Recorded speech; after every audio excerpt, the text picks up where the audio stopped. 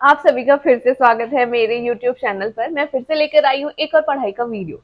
तो हम बात कर रहे थे यूजीसी नेट की, जिसमें हम पढ़ रहे थे यूनिट नंबर 10, जिसका नाम है हायर एजुकेशन सिस्टम। और उसका भी जो फर्स्ट टॉपिक जो आज हम पढ़ रहे थे, जो जिसपे हम ऑलरेडी 3-4 वीडियो बना चुके हैं। यूनिट नंबर 10 जो कि हम पढ़ रहे थे हायर एजुकेशन सिस्टम, उसी का जो फर्स्ट टॉपिक है institution of higher learning and education in ancient India, जिसका फर्स्ट टॉपिक था वैदिक एजुकेशन, जो हमने कंप्लीट कर लिया है। और उसके बाद वैदिक एजुकेशन के बाद जो दूसरी तरह की एजुकेशन थी, उसका नाम था बुद्धिस्ट एजुकेशन।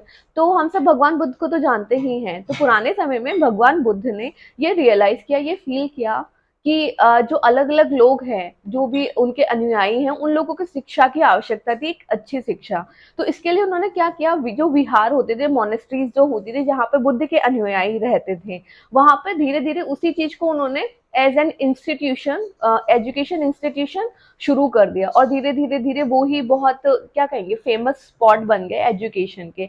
तो भगवान बुद्ध के टाइम पे जब धीरे धीरे एजुकेशन का प्रचार प्रसार हुआ, तो उस समय बहुत सारे विहार और मठ बनाए गए। मठ वो जगह थी जहाँ पर पहले बुद्ध के अनुयायी रहते थे, और धीरे धीरे वो ही एजुकेशन इंस्टीट्यूशन के रूप में डेवलप होते गए।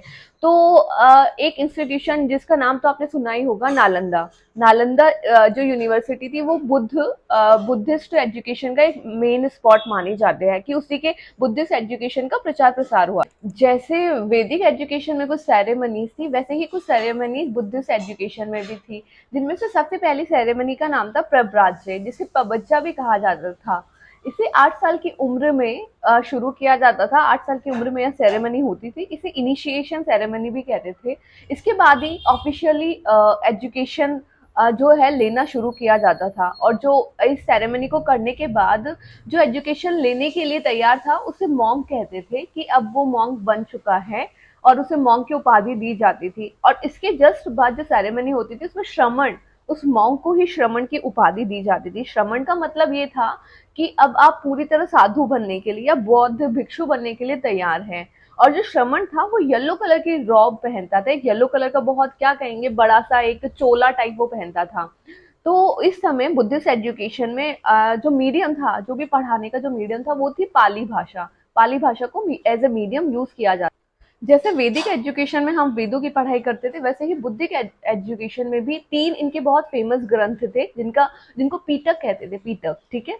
जो पहला था सुत्त पीटक, दूसरा है विनय पिटक, और तीसरा था अभिधम्म। है कि बुद्धिस्ट एजुकेशन में वेदों को नहीं पढ़ा जाता था। वेदों को भी उस टाइम कंपेरेटिव स्टडीज के रूप में पढ़ा जाता था। इसके अलावा कुछ ग्रंथ थे बुद्धिस्ट एजुकेशन में जो फेमस थे, उनमें से एक का नाम था ललित विस्तारा।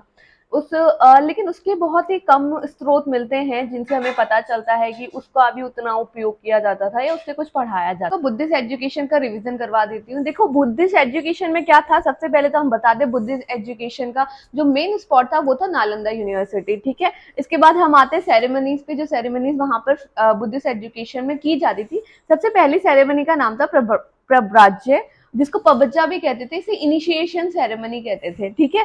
और इस सेरेमनी को करने के बाद जो उपाधि दी जाती थी, वो थी श्रमणा उपाधि। श्रमण उसको माना जाता था, और पाली मीडियम हुआ करता था बुद्धिस्ट एजुकेशन का। इसके अलावा 3 पीटकास, जो मेन जो ग्रंथ थे बुद्धिस्ट एजुकेशन के, वो ये 3 थे।